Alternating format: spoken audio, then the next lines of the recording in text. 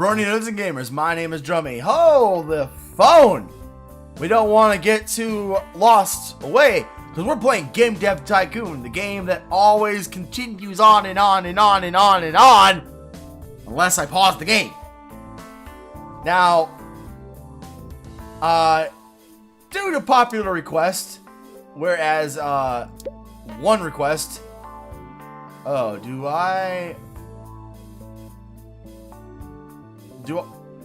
I forgot what I need to do.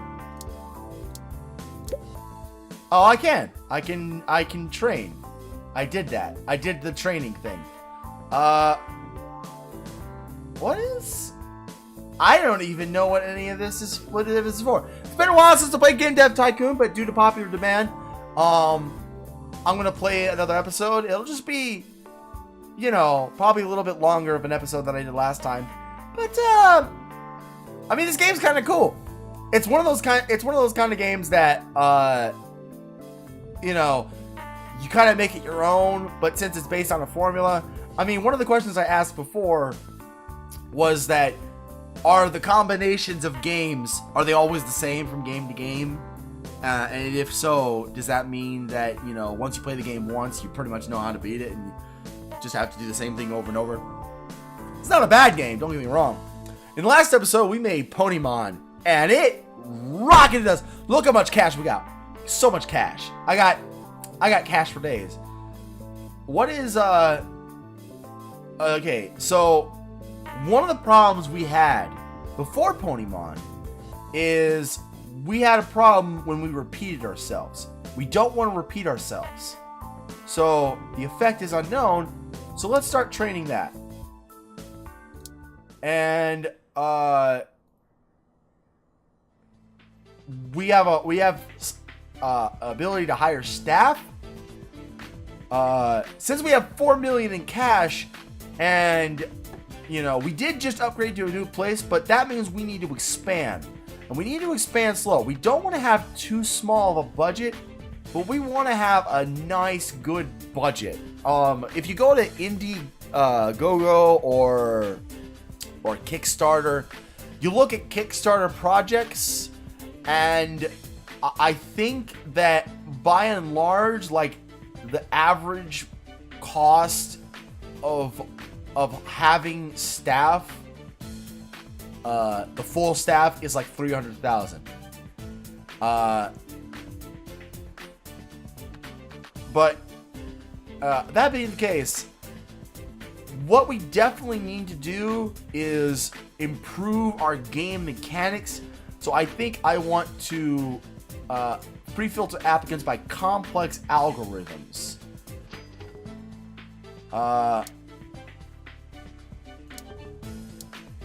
We can't do anything else right now, but we're training our speed and research. Today the new game platform Vena Gear by Vena has been released. Vena! Obviously, it's a... I mean, I've talked about this before, but it's kind of a cute thing they had to do, because obviously they did want to get... yeah, they didn't want to get super...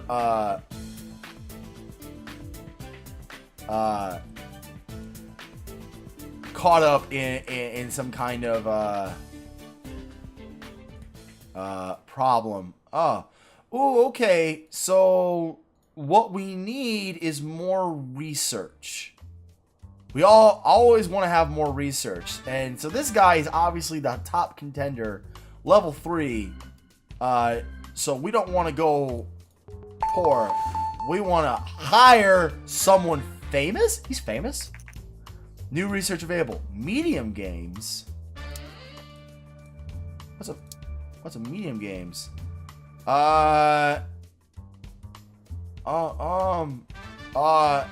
Staff list. I am still better than him. I am level 3. He is level 3 too, but he's got less speed and research. His technology is really high. His design's little, but my design's really cool. So I think we got a good idea. Scott I don't know if that's an actual person. The name doesn't sound familiar. But apparently I hired someone famous, so I must be doing something right. What do I do? Oh, yeah. I want him to train. We want staff welcome training. We just want to get him. We want to get his feet wet, you know? We don't. I mean, again, we're going to be spending a lot of money right now doing a lot of training. Can I hire anyone else? Oh, I can. I can fill positions. Again, so now that I've hired one person, right?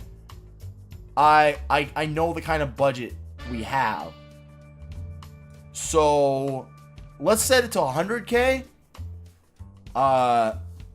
Now that I know that kind of the maximum is going to be 30K anyway, and I don't want to be restricted by the budget. We have very good budget. We just need to actually make games. So let's go to Showreel, because I'm guessing Showreel is going to be kind of like the marketing for the game. So we'll have me and Scott, and we'll be doing the can I train? Oh, I need to train you some more. Let me think. Make me think. Let's see. So don't repeat yourself. Adds speed, but not so much research, technology, design. Okay. Let's do game design for... yeah. Let's do game design for pirates, because his technology is great, but his design needs work. So I'm going to guess it's going to give me a lot more bonuses to design. Probably make me think is technology. Maybe, I don't know about game dev gems. And code, maybe research. I honestly... not entirely sure. But, well, let's do, yeah, let's do game design for pirates.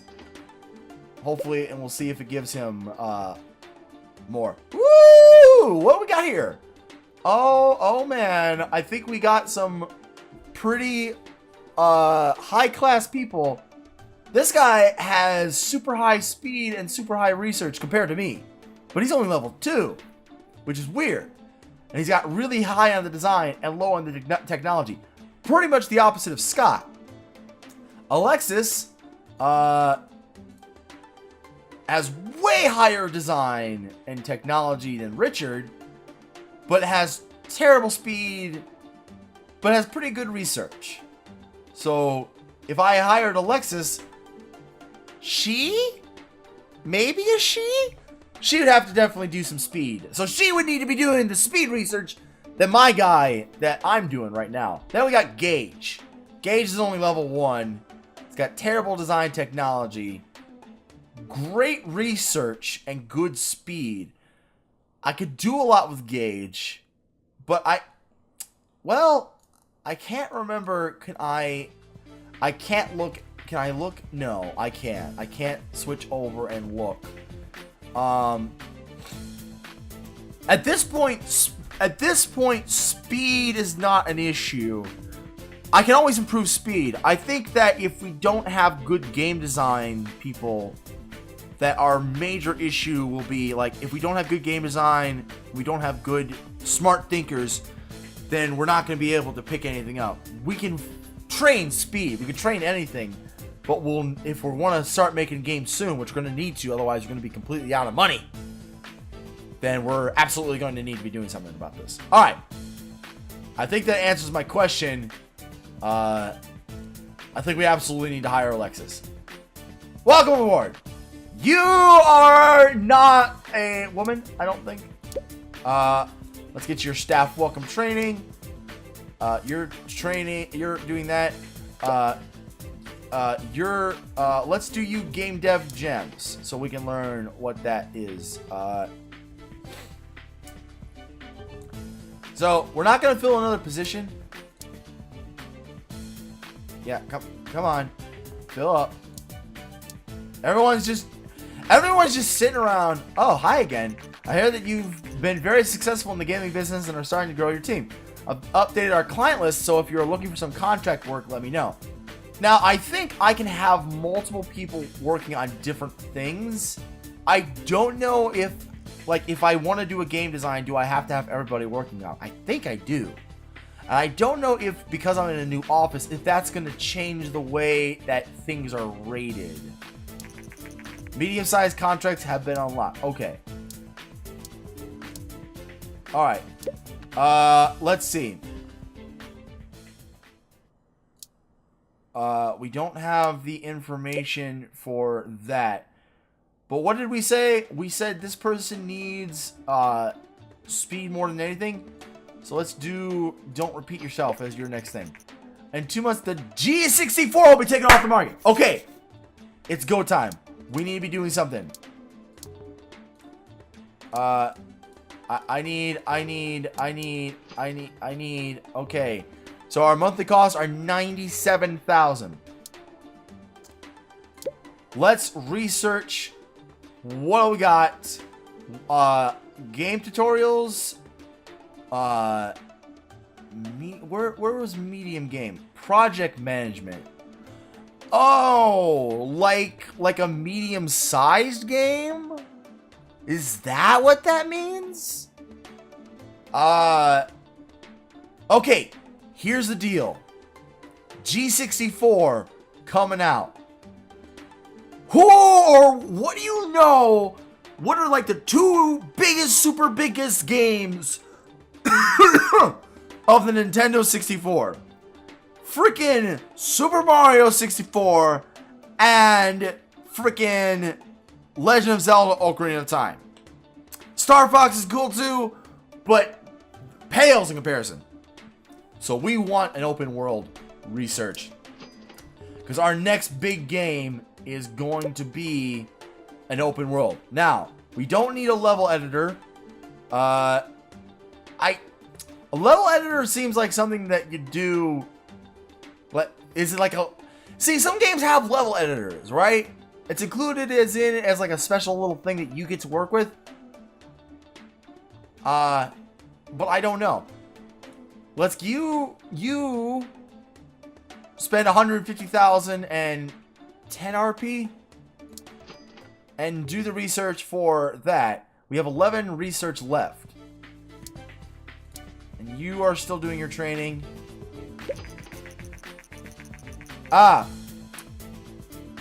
Hardware manufacturers around the world were surprised today as Govador, the creator of the popular G64, has filed for bankruptcy. Wait a minute. The G64 is the Commodore 64. Is the other G64 a different one? Govador failed to introduce a higher priced alternative and was forced to shut down production of the G. Oh, the platform will retire from the market later this month.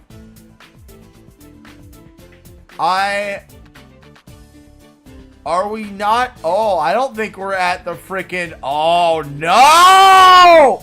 We're not at Nintendo 64 level yet. All right.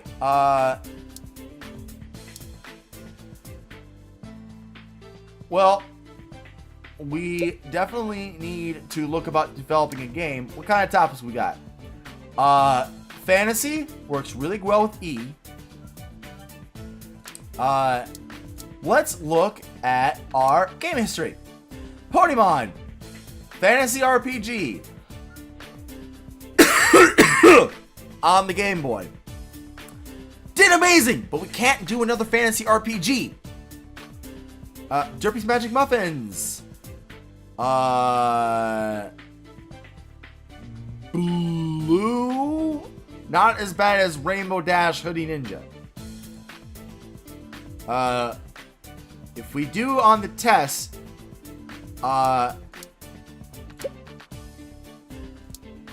here are our platforms. We got the Venegear, the Gameling, the Master System, the test. We don't have. Okay, we don't even have the SNES yet. We don't even have the SNES yet.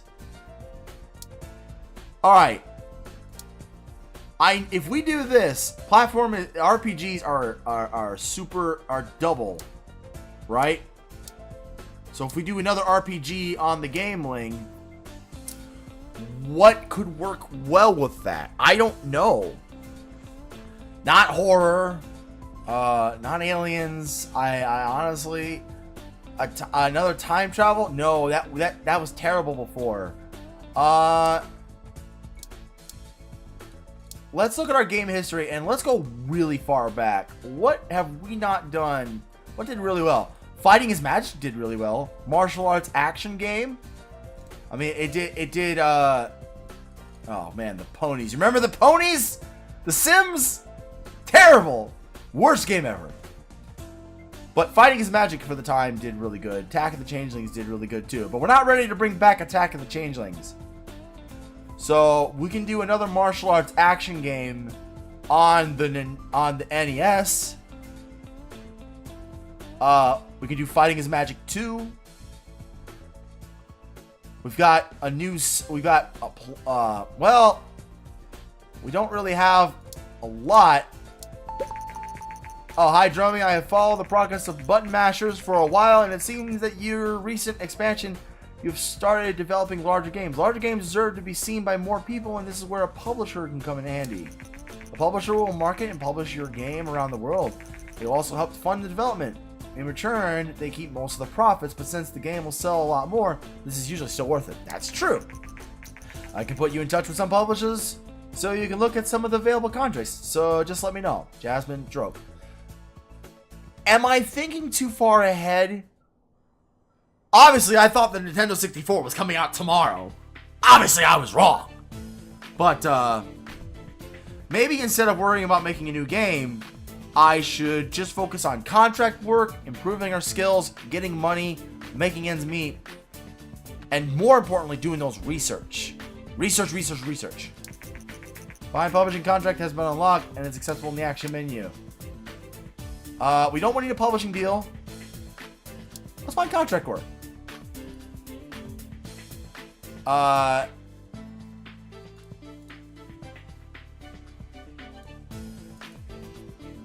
Let's see. I think what I figured out is that if I don't have the points, it'll fail.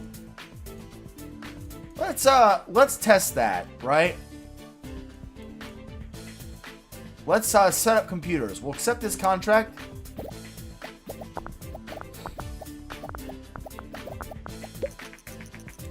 G64 is no longer supported. You released 2 games for the platform and earned a total of 196K. Which means that's how much money we made from the G64. It served us pretty well. Contract successful. Thank you for your quick work. You will transfer 23K to your account. That's pretty cool. All right. Let's see if we can do more. So we didn't have any points in design when we started. I think what it means is that that's the goal. So if we aim low, we can make good money. But if like this, we'll not. No, we don't. I don't think we have enough research on the team to do that. I think we could do this.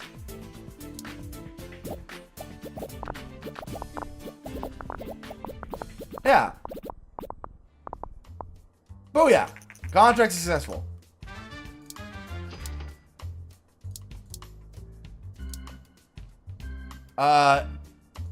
Which means since we got that, we definitely do this. I know I'm giving you guys a lot of, let's train. Okay, what we got here? Okay, game dev gems is equal technology design, less research and speed. You need design and speed. So we need you to improve your game design quite a bit. So you do game design for pirates. Just what we wanted. We transfer 16K in your account. We'll train you. Don't repeat yourself. And not research? We don't have enough RP for that. We don't have enough RP for any of these things. We will train you. I'm pretty sure coding complete is for research, and make me think it's for technology. we definitely, well, if we do Make Me Think, get more points for technology, we can do contract work much easier. Let's do Make Me Think. We're definitely not, we're still going to be down money because we're paying $96,000 a month for basically 3 schmubs in a office to do contract work. By the way, Alexis Osborne. Pretty sure that's a female's name. Pretty sure that looks like a dude. Not sure if that's intentional. Oh! Boss, it seems that quite a few players use illegal copies of Pokemon. I've managed to identify some of them. We can either sue them to defend our copyright or send them warnings to ask them to stop. Don't sue them!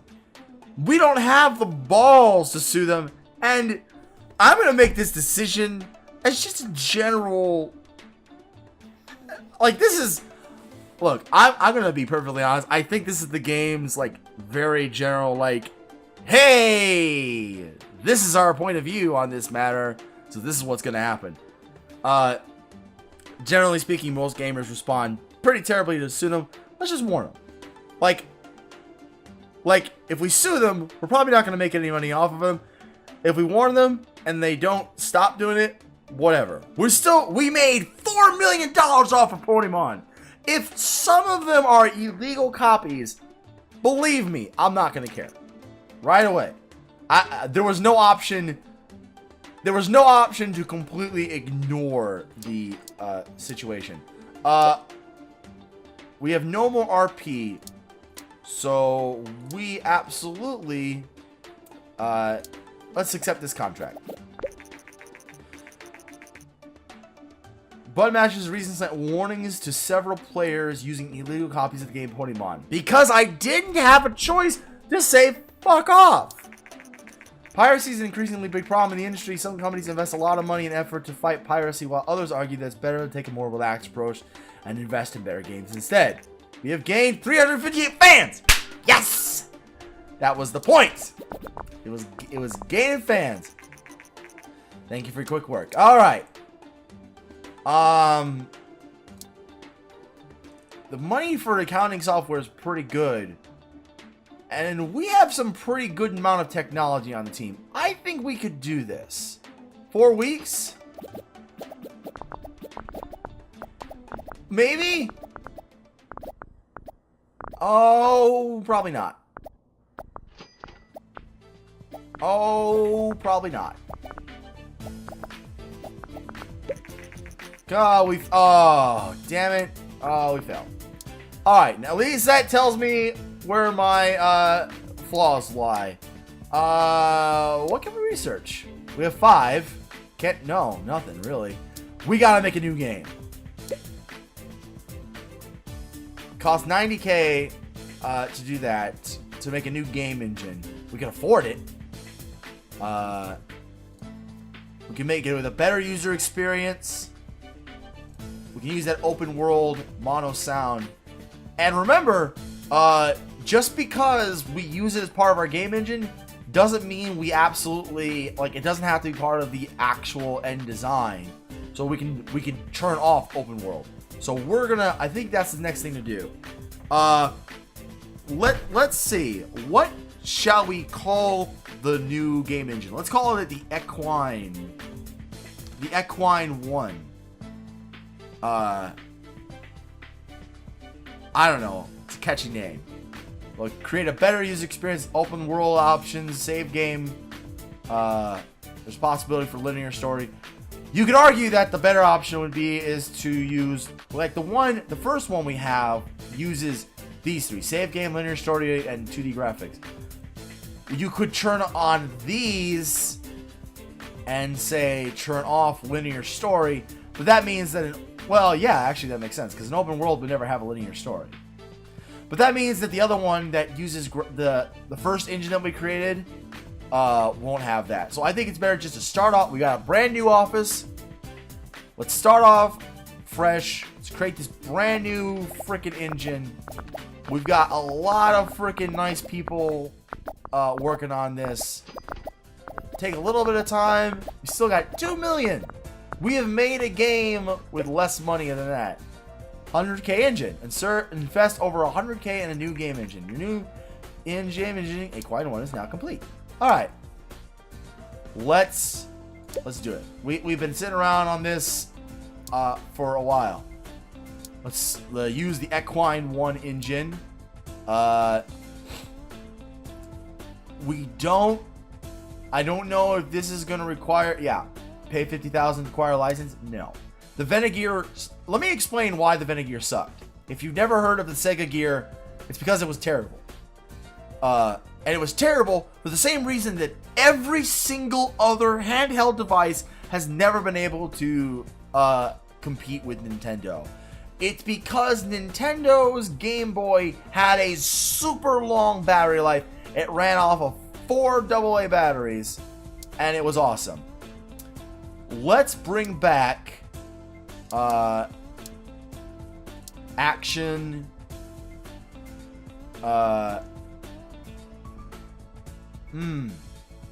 Fantasy worked really good for E, which also works really good on the tests. So let's use fantasy action. Medium makes a bigger budget game. So if we do this, we absolutely want to we want to make sure that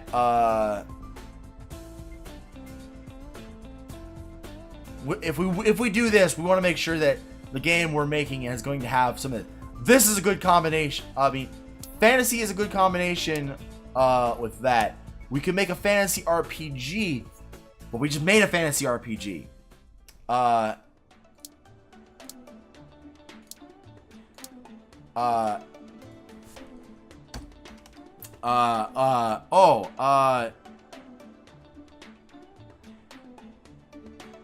What should we call it? Fighting is magic 2 more magic. Yeah, there we go. Want that 2D graphics. I don't remember. I don't know if fantasy action is actually a Oh. Okay. Alright, we wanna do we want to save game? Yeah. Save game is just cool. Better user experience. Cool. Fantasy action. Most likely going to have a linear story. I think without this, it doesn't become like it's not like it becomes a branching story. It's just, without it, there's no story. So the way that this game, I think, interprets action is kind of like what we call action platformers, you know? So I think that linear story is probably not going to be that important. So let's not worry about that. We'll drag story and quest down. Let's.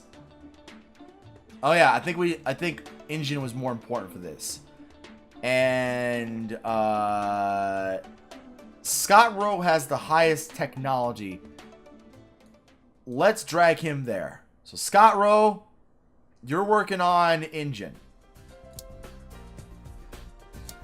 Oh, really? Oh, okay. Alexis, I'll put you on gameplay, and I will put me on freaking story quest, which means I don't have to do shit. That doesn't make any sense. Is that what I want to do? I guess so. I mean, I gotta put my people where they're most needed. I got Scott Rowe, who's got massive technology. I got Alexis, who's got massive. Scott Rowe's got massive technology, and Alexis has got massive design. And I've got pretty much average of both. I mean, don't worry, we'll have more options to fill in the blanks later. I'm sure I will have a chance to shine. I mean, this isn't Alexis and Scott Rowe's super big fun time. Alright. Artificial intelligence, level design, dialogues, not important. Okay. Artificial intelligence. I want to do level design. Artificial intelligence, we're going to put Scott Rowe on that.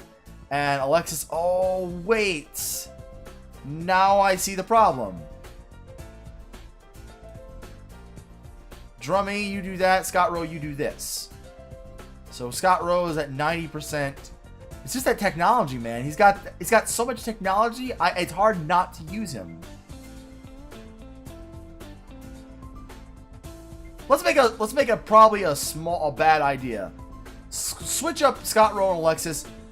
I'm getting this now. The point is we want to have everybody sharing the workload so that at the end of the day, everybody's pitched in an equal amount. No one has to feel cheated. No one has to feel overworked.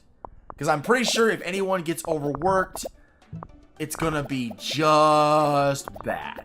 All right, we're at 1.7 million. We've effectively spent $2 million sitting around and just jerking around. All right. Graphics, we want up. And I think world design we can turn down. I think this is probably the smartest. We don't need much world design. I think I'll take... No. I think if I take... Oh, does that mean that anybody... If I put... Oh, no! We don't need open world.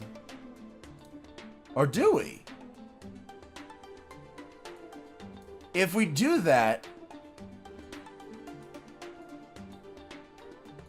And if I put Scott Rowe here and Alexis here.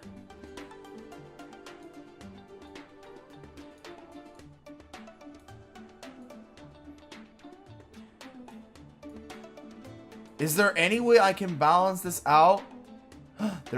Yes! Oh, look at that. I mean, I don't know how this will affect it. But I'm pretty sure I don't want anyone to go over 100%. Let's just do it. All right, make or break. All right, it's make or break time. This is probably a bad idea because this is the first time I've had to use a team. Okay, we've got 20 bugs to get rid of, but all three of them can work on it. So, you know what? Do it. Get rid of them all. Okay. Finish.